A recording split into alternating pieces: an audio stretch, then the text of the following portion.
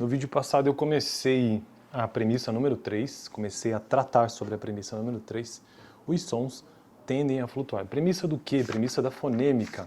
Então eu estou construindo uma playlist nesse canal, a playlist geral é de linguística, mas a playlist específica é de fonética e fonologia. E eu já estou na parte de fonologia, de fonêmica.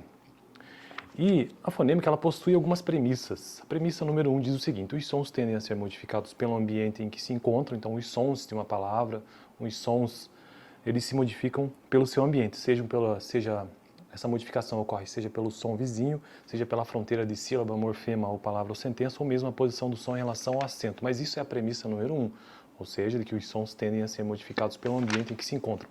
A premissa número 2 trata sobre os sistemas sonoros tender a ser foneticamente simétricos. Então, houve um exemplo do português, japonês e do Bard, em que há esta simetria nas vogais. Então, I, U, E, O, E, O e A, formando uma simetria. Já o japonês também é simétrico, entre outras línguas. Então, os sistemas sonoros naturais tendem a ser foneticamente simétricos. E a premissa número 3, os sons tendem a flutuar, que até agora eu não entendi muito bem o que isso significa, porque eu vou continuar no vídeo de hoje. Então, para finalizar essa premissa, fiz a leitura dos primeiros 3 parágrafos, que basicamente trouxe exemplos, né? Então, o parágrafo começou assim: o texto sobre a premissa número 3. Para ilustrar a premissa número 3, discutimos aspectos relacionados à articulação das consoantes oclusivas vozeadas e desvozeadas na língua krenak. Então, os 3 primeiros parágrafos deste livro, sobre essa premissa número 3, apenas um exemplo, não entrando no conceito em si. Mas, continuando, então, onde parei no vídeo passado, diz o seguinte: note que a flutuação de vozeamento, porque eu tratei sobre isso no vídeo passado, né? Sobre a flutuação do vozeamento, dependendo se é oclusivo ou não. Note que a flutuação de vozeamento não é fonemicamente relevante nesta língua krenak, embora foneticamente os diferentes graus de vozeamento sejam relevantes. Na verdade, o vozeamento de oclusivas, vozeamento, só para contextualizar aqui, basicamente é quando a produção de uma consoante ela pode ser vozeada ou não vozeada. Então, desvozeada no caso, né? É quando ocorre a vibração das pregas vocais. Então, se ocorre ou não isso, dá-se o nome para uma produção de uma consoante que quer ela seja vozeada ou desvozeada. Isso porque as consoantes elas podem ser classificadas. Deixa eu ver se eu encontro a tabela, só para trazer isso brevemente, né? Elas podem ser classificadas, organizadas, vamos dizer assim, de acordo com alguns critérios. E quais são esses critérios? Então, se ela é, como eu já disse, vozeada ou desvozeada, quanto à maneira como isso ocorre, como essa consoante ocorre, se ela é oclusiva, africada, fricativa, enfim, quanto ao local, ao lugar onde ela está ocorrendo, se ela é bilabial, por exemplo, a consoante B de bola, esse sem a vogal, né? Essa junção, o local é bilabial. E veja que nesse caso é desvozeado, não há aqui vibração das pregas vocais. Então, diferente de P, né? De D, de dado, que aí você já tem, então, o vozeamento. Então, P de pato, por exemplo, é desvozeado, enquanto que bola, as pregas vocais, elas já vibram. Bom, enfim, isso é só uma breve introdução aqui sobre essa questão dos segmentos vocálicos e consonantais. No caso, estou tratando sobre os consonantais neste exemplo que eu acabei de trazer. Note que a flutuação de vozeamento, tudo isso para explicar o que é vozeamento, né? Que acontece em algumas consoantes, não é fonemicamente relevante nessa língua krenak. Embora foneticamente os diferentes graus de vozeamento sejam relevantes, na verdade o vozeamento de oclusivas em krenak é previsível, vozeadas quando precedidas por consoantes nasais e desvozeadas nos demais contextos. Portanto, independente da produção fonética das oclusivas permitir a flutuação do vozeamento, a interpretação fonêmica é inferível por falantes de krenak.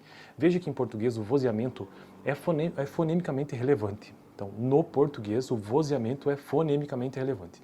Temos T em tatu e D em dado, que não podem ser confundidos em termos de vozeamento. O segmento T é desvozeado, então vamos ver. Tatu, tá, tá, tá, tá, tá, tá, tá. É desvozeado, não há vibração. E D, dado, da. Sim, vibra.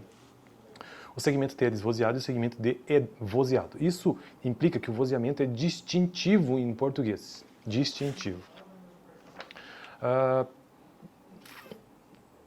Como tato e dado. Já na língua Krenak, o vozeamento é previsível por contexto, portanto não tem caráter distintivo. Uma vez que a distinção de vozeamento é fonemicamente relevante em português, os falantes têm facilidade em agrupar segmentos vozeados e desvozeados em línguas em que o vozeamento não é distintivo, como em Krenak. Em outras palavras, falantes do português são capazes de identificar os segmentos oclusivos vozeados e desvozeados em uma palavra do Krenak, como feio, tom ou dom. Pode haver dificuldade na interpretação de segmentos parcialmente vozeados em Krenak, como na pronúncia dum. Enquanto na articulação de consoantes oclusivas, falantes do Krenak variam o grau de vozeamento de um modo mais vozeado até a ausência de vozeamento. Os falantes do português separam as oclusivas vozeadas e desvozeadas em grupos distintos em palavras do Krenak. Por outro lado, falantes do Krenak, que é essa língua, interpretam palavras do português como tato e dado, como sendo homófonas. Uma consequência da terceira premissa é que, veja bem para a gente finalizar o vídeo de hoje, porque essa é uma premissa um pouco confusa, na verdade, né? Mas vamos ver se a gente entende melhor nesse último parágrafo. Uma consequência da terceira premissa é que, em português, em língua portuguesa, devemos empregar símbolos distintos no sistema escrito para caracterizarmos T e D que ocorrem foneticamente. Então, existe o T e o D, o T e o D, e a diferença básica entre eles consiste nesse vozeamento e desvozeamento, porque tanto no local de... Deixa eu até voltar naquela tabela que eu acabei de mencionar, até por conferência mesmo, né? Tá. Cadê? Calma aí, já vamos encontrar. T e D. T e D, elas têm o mesmo lugar de articulação, então elas ocorrem de forma dental ou alveolar e têm a mesma maneira oclusiva. A única coisa que diferencia essas consoantes é o ser desvozeado ou não vozeado.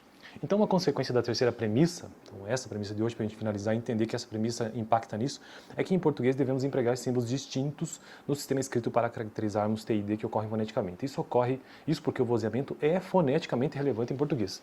Tato e dado, agora eu entendi o princípio. Por outro lado, em Krenak será adequado apenas o emprego de um símbolo no sistema escrito para caracterizarmos os segmentos que foneticamente ocorrem como T e D e suas variantes semivozeadas, uma vez que o vozeamento não é fonemicamente relevante em Krenak. Passemos então à discussão da última premissa, que eu vou tratar no vídeo seguinte, né? Premissa número 4, sequências características de sons exercem pressão estrutural na interpretação fonêmica de segmentos suspeitos ou sequências de segmentos suspeitos. Bom, então esta premissa número 3, basicamente, os sons tendem a flutuar, tem relação direta com essa questão de ser desvozeado ou não vozeado e o quanto que isso impacta em determinadas línguas. Algumas línguas isso não é distintivo, ou seja, o fato de ser vozeado ou não vozeado não impacta, mas no português brasileiro, principalmente no português em geral, sim, isso é extremamente relevante. Beleza, fico por aqui no próximo vídeo, então, premissa número 4, para finalizarmos as 4 premissas. E no vídeo passado eu tratei sobre a premissa número 3 também, mais o vídeo parte 1. Valeu! Toda segunda-feira um vídeo sobre fonética e fonologia nesse canal.